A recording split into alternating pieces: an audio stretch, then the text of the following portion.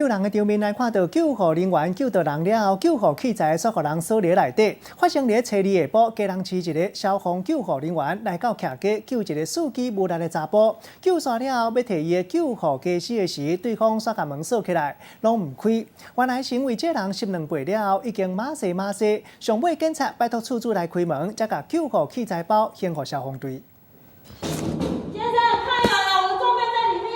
铁门一直弄，无人应嘛无人开，消防人员是真紧急，因为任务结束，但装备也未退。先生，开门啦！我的装备在里面啊！搁来试一摆，大声来叫，内底人同款无声无息，消防人员是气甲硬气。因为他100多公斤，所以我们去找人家帮忙。